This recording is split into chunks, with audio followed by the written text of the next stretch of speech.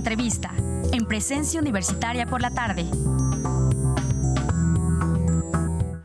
Continuamos con más aquí en Presencia Universitaria. Gracias por quedarse con nosotros. Y vamos a una entrevista bastante interesante el día de hoy. Agradecemos mucho que nos acompañe hoy un escritor, crítico cultural, quien estará aquí en la universidad impartiendo una masterclass en un momento. Un poco más tarde le damos la bienvenida a Jorge Carrión. Es un gusto que esté con nosotros en esta tarde. ¿Cómo está? Buenas tardes. ¿Cómo estás? Y bueno, justamente, pues que nos cuente primero el motivo de su visita a la Universidad Autónoma de Querétaro. ¿Qué es lo que podremos ver, escuchar en unos momentos más tarde aquí en la universidad, maestro?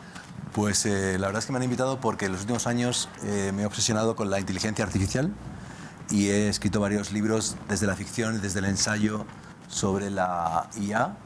Y el año pasado publiqué el ensayo Los campos electromagnéticos, que es un ensayo coescrito con GPT-2 y GPT-3. Y además en mis podcasts Solaris y Gemelos Digitales he estado explorando cómo funciona la relación entre lo humano y la máquina en el siglo XXI, y hablaré de eso en la masterclass, vinculándola con cómo se puede planificar, pensar, diseñar una narrativa en el siglo XXI, tanto en periodismo, comunicación, como en ciencia y tecnología, que use las herramientas propias de la IA generativa.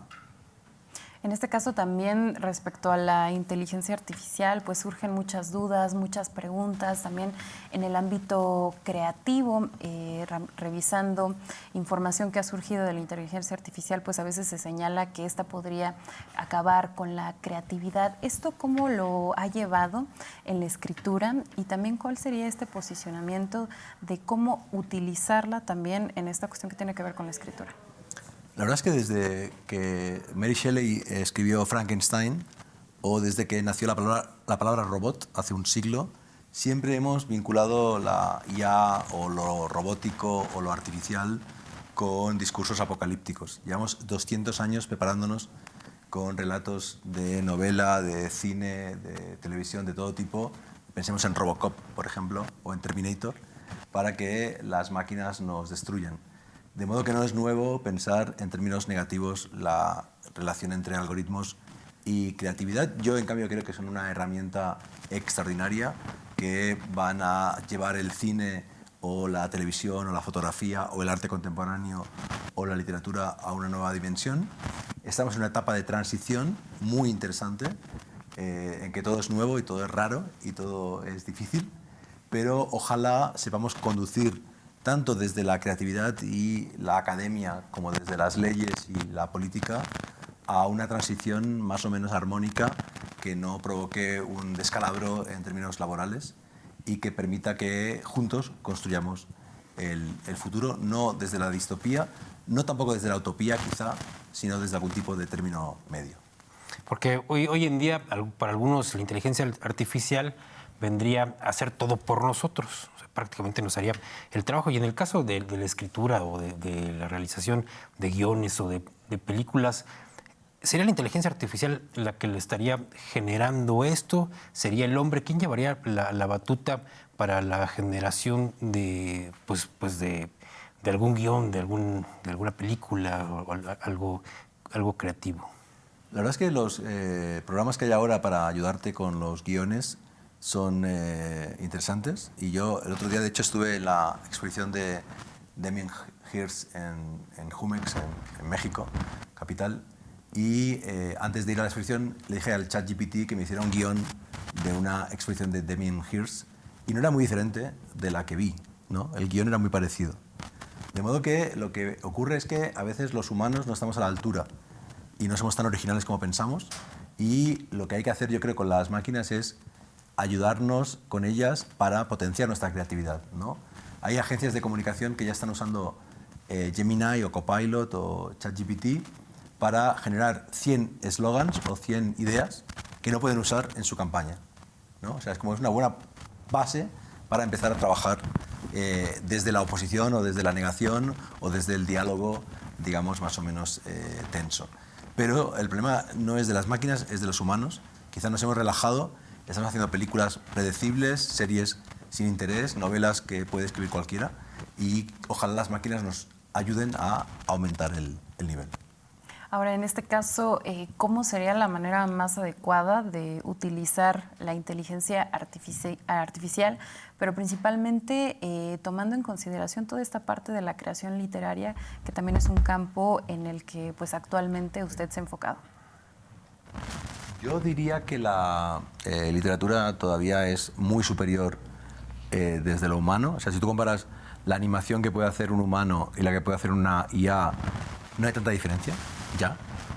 Pero en cambio, entre un texto humano y un texto no humano sí que hay mucha diferencia, todavía, por suerte. La poesía compleja es inaccesible a la máquina, pero en cambio el ChatGPT ya escribe mejor que muchos poetas influencers o que Pablo Coelho, digamos, ¿no? O sea, ya hay un nivel superior de escritura.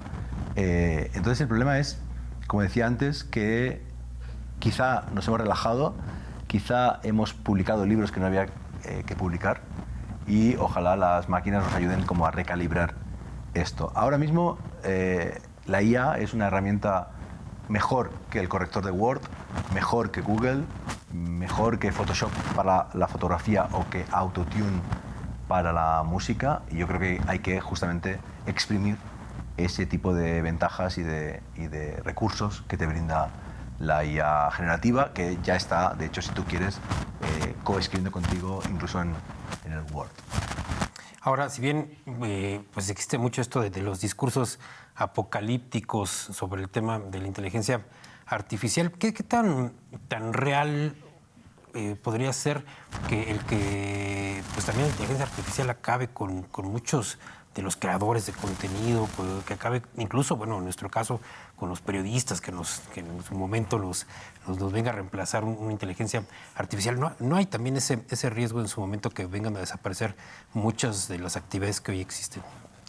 Por un lado, en mi novela Membrana imaginé que podría ocurrir, y lo que ocurre es que en el siglo XXI siempre hay como una constante voluntad de las IAs, que en mi novela ya tienen autonomía y son singulares y piensan, para desplazarnos, incluso se quedan con el gobierno, ¿no? El gobierno de los países o de la ONU. Pero en realidad ese desplazamiento siempre ha ocurrido. O sea, mi madre estudió mecanografía y taquigrafía y evidentemente no puede ahora trabajar ni de taquígrafa ni de mecanógrafa. Siempre ha ocurrido que han muerto oficios, siempre ha habido una obsolescencia laboral, y eso está bien que así sea, porque hay una renovación, hay un progreso, hay un avance. El problema yo creo que es más bien de velocidad, y yo diría que ese tipo de comunicación como lo que estamos teniendo nosotros es insustituible, ¿no? O sea, no hay máquinas que puedan hacer entrevistas por ahora, al menos en el 2024. De modo que carpe diem, disfrutemos, que tenemos trabajo, que estamos aquí y que podemos todavía hacer cosas que no pueden hacer ellas. Sin embargo, con todo este análisis, ¿existirá algún límite en esta capacidad de la inteligencia artificial, la capacidad creativa? ¿Hasta dónde es este límite que existe? Es mejor no hablar del futuro porque no tenemos ni idea, nos vamos a equivocar siempre. De hecho, todo lo que pensábamos hace 5 años sobre IA ha caducado. Pensábamos que era imposible que escribieran textos tan buenos, tan sólidos como los que están escribiendo, que era imposible que hicieran imágenes o vídeos tan buenos como los que están haciendo. De modo que yo creo que es mejor no pensar en el futuro, ir paso a paso.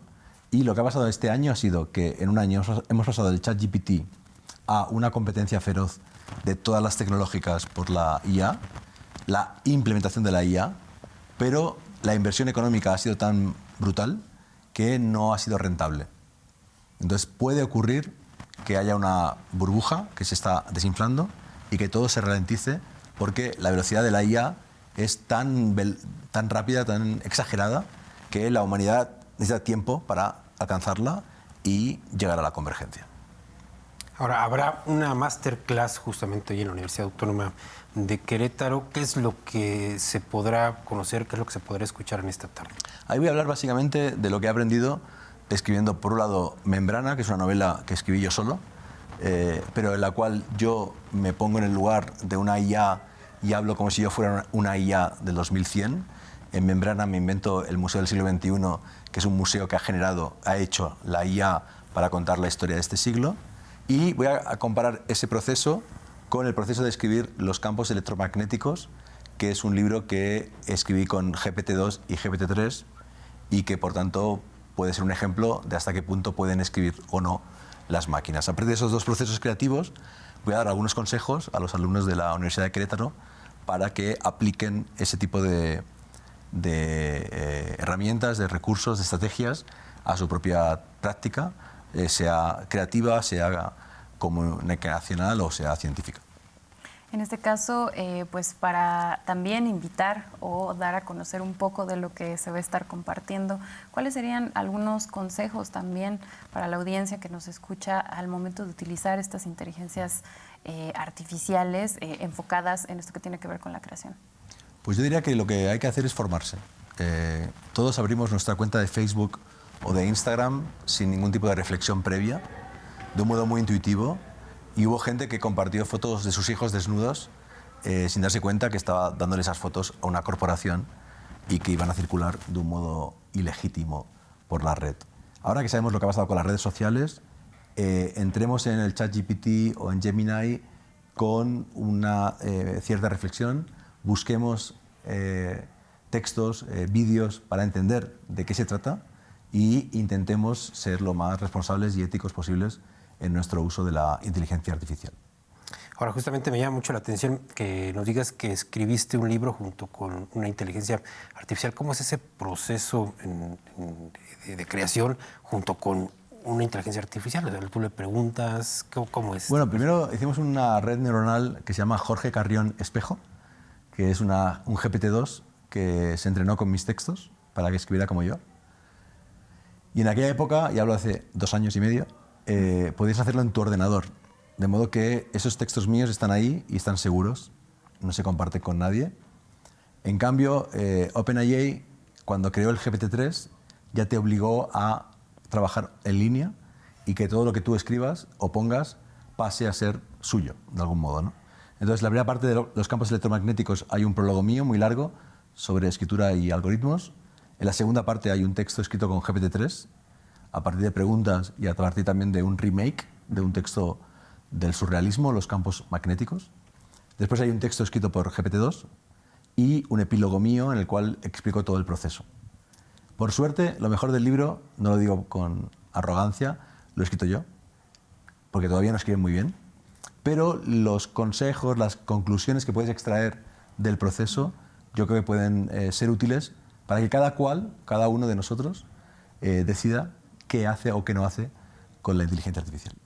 En este sentido, también preguntarte cuál fue este motivo o esta decisión que tomas al momento de también ocupar la inteligencia artificial. ¿Qué lo detonó comenzar a utilizar este tipo de herramientas? Pues mi curiosidad. La verdad es que soy una persona curiosa. Hace 10 años o 12 años empecé a no solo escribir libros y novelas y ensayos, sino también guión de cómic. Del guión de cómic pasé al guión de podcast. El año pasado hice una serie de televisión sobre librerías y bibliotecas del mundo que se llama Book Lovers, que se puede ver online. Y por lo mismo, por experimentar, jugar, aprender, empecé a trabajar con un grupo de ingenieros y artistas de Barcelona, Taller Estampa, y ellos me introdujeron en este mundo y estoy ahora trabajando con ellos en otros proyectos. La curiosidad. También habrá un curso, Narrativas con ChatGPT. ¿Ese curso cuándo se realizará? ¿Cómo va a ser? Pues es mañana por la mañana, a las 11 de la mañana, o 10 quizá, 10. A las 10, de 10 a 12, y ya está el cupo lleno. Hay mucho interés en la comunidad de la Universidad de Querétaro por ese tipo de cuestiones. Y aunque voy a hablar de ChatGPT y voy a hablar de mi experiencia y voy a dar ejemplos de GPT-4, que es la nueva versión, lo cierto es que es lo mismo, es la voluntad de que después cada uno elija o Gemini o Copilot o otras herramientas, que hay muchas, para vídeo, Runway, hay miles de herramientas de IA, que cada cual use las que crea oportuna para su propia práctica académica o profesional. En este caso, ¿cuáles son los beneficios que se puede tener? Porque a veces dentro de la universidad existe como este miedo que se ocupen las inteligencias artificiales. ¿Cuáles son estos beneficios? Y también, pues, ¿hasta dónde utilizarlos, ¿no?, por parte de la comunidad?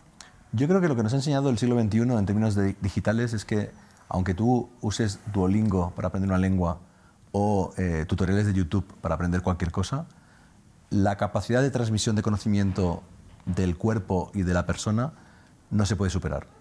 De modo que creo que la universidad es un espacio de cuerpos y de sujetos que se apoyan en la IA, en otras tecnologías digitales, en la televisión, en cualquiera, para su práctica, y que tiene mucho futuro, pero tiene que incorporar las herramientas que sean más adecuadas para cada tipo de docencia o de comunicación, ¿no?